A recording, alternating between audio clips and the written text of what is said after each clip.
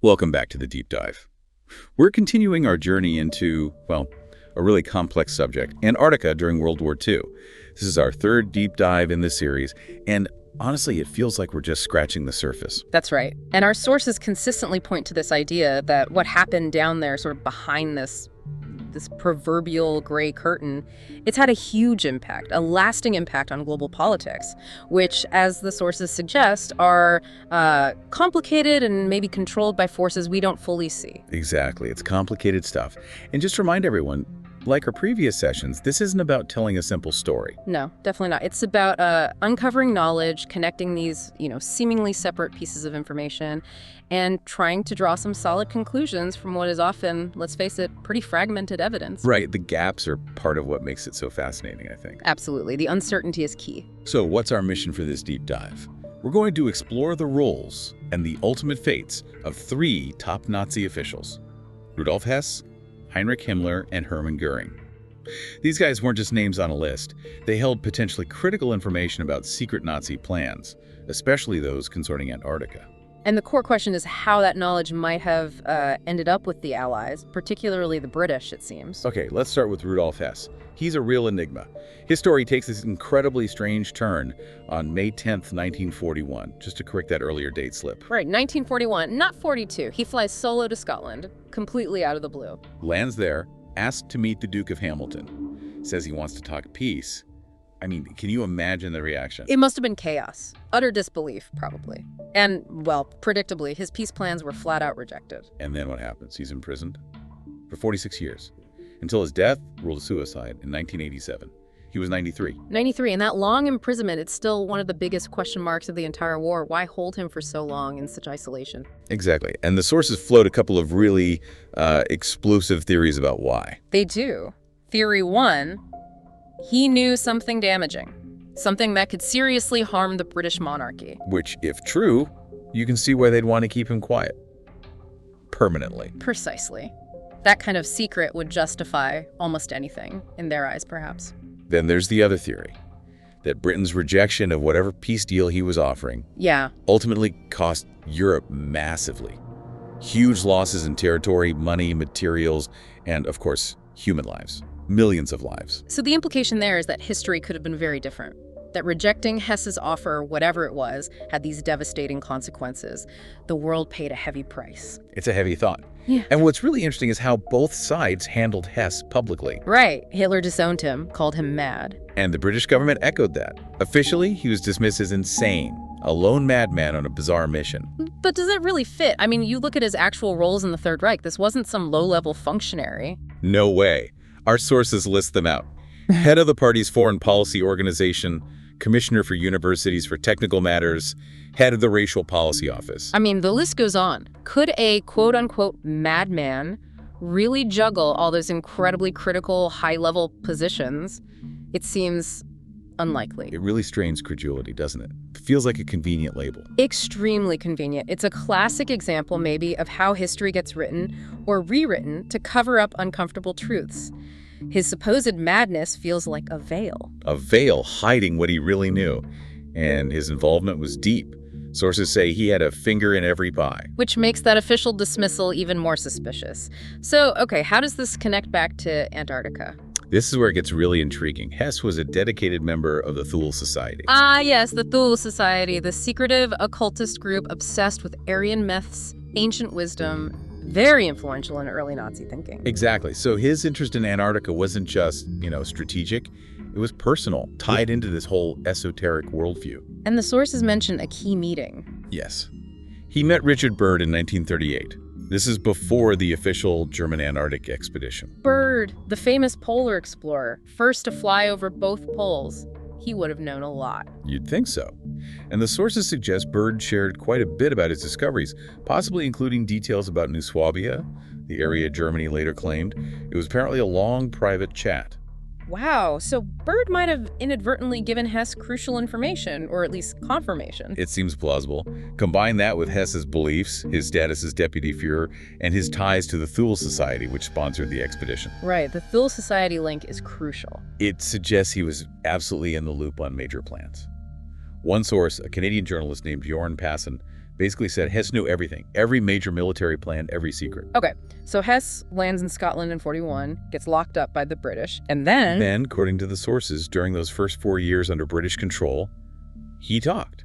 He simply said everything. Everything. All the secrets. That's the claim. Spilled the beans. Now, officially, it was dismissed as ramblings of a madman, but the British kept him locked up for decades. And they were capturing other high-ranking Nazis too, right? In their zone. yes. So you can imagine them piecing things together. The information from Hess, maybe initially dismissed, starts correlating with intel from others. Filling in the gaps of a much bigger, maybe much more dangerous puzzle. Which leads us right back to the secrecy. Everything related to Hess, all the documents, what he supposedly revealed. Still classified. Under the Official Secrets Act, release dates keep getting pushed back. Decades later, you just have to ask yourself why. What are they still hiding? It's a huge question mark. Okay, so from Hess, who maybe talked too much, let's move to someone who didn't talk at all. Heinrich Himmler. Right. A very different end. He was captured by the British May 23rd, 1945. But before any real interrogation could happen. Cyanide. He swallowed a capsule. End of story for him. But not for his entourage. They were captured too, and they were interrogated extensively. So the Allies still got information, just not directly from the top man. And Himmler himself. Right. Quite a figure. Went from being a chicken farmer A humble poultry farmer, yeah. to one of the most feared men in Europe, the architect of the SS terror machine. Cold, calculating, utterly ruthless. But there was another side to him, wasn't there? This deep obsession. Well, absolutely. Ancient heritage, esoteric knowledge, lost wisdom. That was his passion. He funded all those expeditions. Tibet, Iraq, searching remote islands. Looking for proof of Aryan origins, lost technologies, ancient power. The sources mention mysterious discoveries. And this obsession tied directly into the Antarctic mission of 1938. Himmler apparently had strict control over it. Yes, he was keenly interested, particularly in finding an entrance to the mythical Hollow Earth. That old legend. It sounds bizarre, but the sources suggest that the scientists involved, by trying to be objective and separate myth from fact. They inadvertently found just enough truth, or what seemed like truth, to convince Hitler and Himmler that there was something to these esoteric ideas. Gave it a kind of scientific gloss. So even though Himmler died before spilling any secrets himself, the Allies knew about these numerous strange missions. They certainly did. And they had his staff to question. One name mentioned is Dr. Schaefer, leader of the Tibet expedition. Right. He apparently noted Hitler's weird ideas, his fear of occultism, but also insisted that didn't invalidate the actual research findings. So the knowledge from Himmler's circle was likely very valuable, painting a picture of the Nazi regime's stranger, more secretive goals. And then there's that cyanide capsule again. Exactly, that's the chilling connection. Himmler used one, and so did Hermann Goering, right before his scheduled execution at Nuremberg. It's not just a coincidence, is it? The sources pointedly ask, who supplied these pills? Could it have been the British?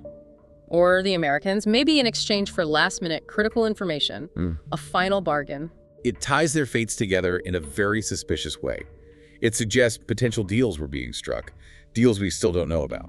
Which brings us neatly to Goering himself. Hermann Goering, another complex figure, despite his notorious morphine addiction. Which was severe, especially later on. The sources insist he likely knew a great deal about Nazi survival plans, particularly involving Antarctica, and that he might have shared this with American intelligence. His background was different again. Son of a wealthy colonial official, famous World War I flying ace. Joined the Nazis early, got wounded in the beer hall push in 23. That's apparently where the morphine addiction started. And his marriage, that helped him too, didn't it? Into elite circles, made him useful to the party, beyond just being a war hero. Oh, very useful. He rose fast. Reichstag Marshal by 1932. And he wasn't shy about enriching himself. No, he amassed a fortune, largely by looting from the victims of Nazi persecution. Jews, Poles, Russians, Roma, countless others. That wealth funded his extravagant lifestyle, and probably his addiction too. He hit his peak around 1936, named Hitler's successor. Even had a brief popularity boost after Poland fell. But then came the fall. The Luftwaffe's failure in the Battle of Britain was huge. Absolutely catastrophic for his standing. Hitler turned on him, his influence plummeted, his addiction worsened. By 1943, the sources say he was basically sidelined. Too unreliable, too addicted. Yet, even in decline, he still knew things. Definitely. He knew about the Antarctic expeditions in 38, 39, and 39, 40. He even kept a diary about the first one, apparently boasted about German achievements there. So it's plausible, maybe even likely, that if the Americans got him talking, perhaps helped him sober up. He could have provided invaluable intelligence, especially if, as the sources hint, the Americans were hearing whispers about British activities down there and wanted their own angle. Goering could have filled in major gaps. So when you pull back and look at all three, Hess, Himmler, Goering, their individual stories, the secrets they held, how they ended up, It creates this incredibly complex tapestry, doesn't it? Secret information, high-stakes political games, maybe betrayals, and so many unanswered questions about what was truly at stake. absolutely. It's not just about individual fates. It's about how their knowledge might have reshaped the post-war world in ways we're only starting to grasp. And here's something really striking from the sources. Allied intelligence wasn't starting from scratch. They already had documents, maps, even designs for advanced tech. Designs for what, exactly? Things described as flying monsters, plans for future hydrogen bombs, linear engines, really advanced stuff. Wow.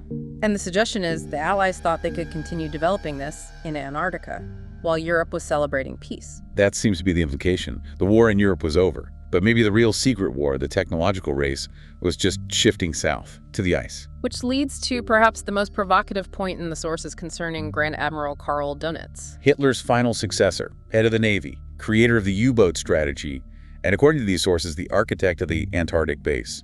Exactly. And the key point is, Dönitz was interrogated extensively by the British before the Americans launched Operation High Jump in late 1946. Operation High Jump being that massive U.S. Navy expedition to Antarctica after the war. Right, so Dönitz, the man who arguably knew the most about any Nazi Antarctic presence, talks to the British first. This raises a huge question. Was there some kind of secret deal? An agreement between Dönitz and Great Britain? Given everything else, the cyanide pills, Hess's lifelong silence, the classified documents, it starts to sound, as you say, more than imaginable. It really does. It feels like a missing piece that could explain a lot. A hidden collaboration, maybe, forged in the final days of the war or just after. And that's a question we absolutely need to explore further. Definitely, and we will. In our next deep dive, we're going to tackle that very possibility. We'll look into Dönitz's U-boats, his wolf packs, and what they might have been secretly transporting to Antarctica towards the end. The sources specifically mention something called Valkyrie 2. Valkyrie 2? Sounds ominous. We need to find out what that was, so lots more to uncover. Indeed, the story's far from over. So keep thinking, keep questioning everything you think you know, and please join us next time as we continue to dive deep.